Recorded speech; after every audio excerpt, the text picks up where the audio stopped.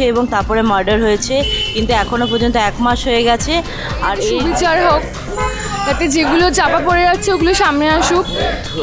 আমরা করেছি কারণ আজকে হচ্ছে সুপ্রিম কোর্টের হিয়ারিং। যে আজকে যে আরজিকর মামলা নিয়ে যে আজকে আমরা দেখেছিলাম যে সুপ্রিম কোর্টের একটা রায় আছে, সেই রায়ের ভিত্তিতে কিন্তু আজকে আমরা দেখছি ছাত্র যুবরা এবং মহিলা কিন্তু এই রাস্তা অবরোধ করেছে। সেই রাস্তা অবরোধ করে কি বার্তা দিচ্ছেন, আজকের কি যে রায় আছে তাই নিয়ে কিন্তু স্মরণ করতে চাইছে এবং তাই নিয়ে কিন্তু আমরা দেখছি সরাসরি তাদের মুখে শোনানোর চেষ্টা করবো এবং তারা কি বলতে চাইছেন যে ন্যায় বিচার পাবে কি পাবে না। আমরা দেখলাম কি মুখ্যমন্ত্রী তার সত্ত্বেও মহিলার নিরাপক্ষ আজকে ন্যায় বিচার পাইয়ে দেওয়ার জন্য এবং বিচারের জন্য কিন্তু আজকে কিন্তু এই আন্দোলন হচ্ছে এবং রাস্তা অবরোধ করে দেখতে পাচ্ছেন চারিদিকে কিন্তু গাড়ি ঘোড়া হাঁটিয়ে দিয়েছে এবং চারিদিকে কিন্তু মানুষের ঢল নেমেছে। আর আজকের কিন্তু একটাই অপরাধ চাচ্ছে যে আমরা গুণের ন্যায় বিচার পাবো, যারা দোষীকে তাদেরকে শাস্তি দেওয়ার জন্য, সেটা আপনাদের সরাসরি দেখানোর চেষ্টা করছি। কি বলবেন যে এই রাস্তা অবরোধ করে একেবারে আন্দোলন দেখতে পাচ্ছি, কি বিষয় নিয়ে? দেখুন, আপনারা সবাই জানেন যে ঠিক 1 মাস আগে আরজিকরে একটা খুব মর্মান্তজনক ঘটনা ঘটেছে। আমাদেরই একজন দিদি, সে হচ্ছে ডিউটিরত অবস্থায় হচ্ছে প্রথমে রেপ হয়েছে এবং তারপরে মার্ডার হয়েছে, কিন্তু এখনও পর্যন্ত 1 মাস হয়ে গেছে। আর এর এগেনস্টে কোনো রকম বিচার পাওয়া যায়নি, কোনো রকম অ্যাকশন নেওয়া হয়নি। আজকে হচ্ছে সুপ্রিম কোর্টে হিয়ারিং আছে 9 তারিখ। তো আমরা ওটা মনে করানোর জন্য সবাইকে যে এখনও 1 মাস হয়ে গেছে, কোনো বিচার হয়নি, ওটা আমরা এর জন্য পথটা অবরোধ করেছি, যে সবাই যাতে জানুক, সবাই যাতে বুঝুক যে এখনও 1 মাস হয়েছে কিন্তু কিছু বিচার আসেনি। দাদা, হঠাৎ আজকে দেখছি রাস্তা অবরোধ করে, এটা কী কারণে? ওটা রাস্তা অবরোধ আমরা করেছি কারণ আজকে হচ্ছে সুপ্রিম কোর্টের হিয়ারিং। আমরা গোটা পশ্চিমবঙ্গ এবং ভারতবর্ষ জুড়েই আজকে এই সময়টা রাস্তা অবরোধ করছি।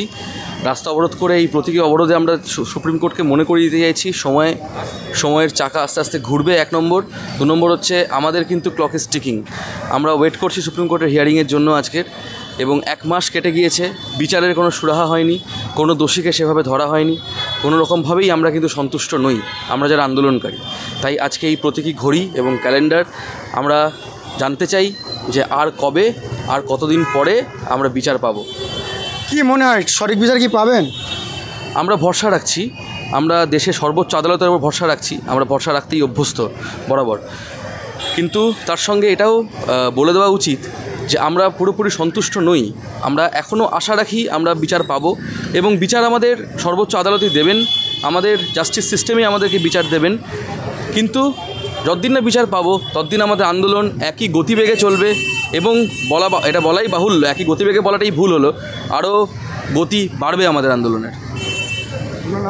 পুলস্ত আচার্য। কি বলবেন দিদি যে আজকে রাস্তা অবরোধ করে যে আন্দোলনটা আমরা দেখছি, যে আজকের সুপ্রিম কোর্টে একটা রায় আছে, সেই রায় ভিত্তিতে কি এটা কি বলবেন?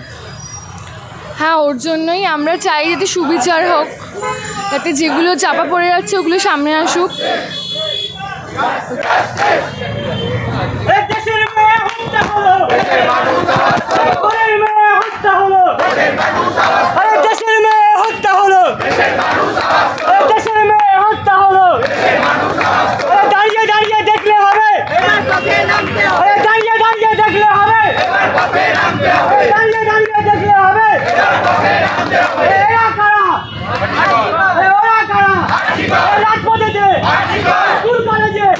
দেখেন, যে ভিডিওটা দেখছেন বেশি বেশি শেয়ার করবেন এবং এসি বাংলা ইউটিউব চ্যানেলটা সাবস্ক্রাইব করে রাখবেন। আপনাদের সঠিক খবর দেওয়ার জন্য এমন চ্যানেলটা আমাদের সঙ্গে থাকবেন।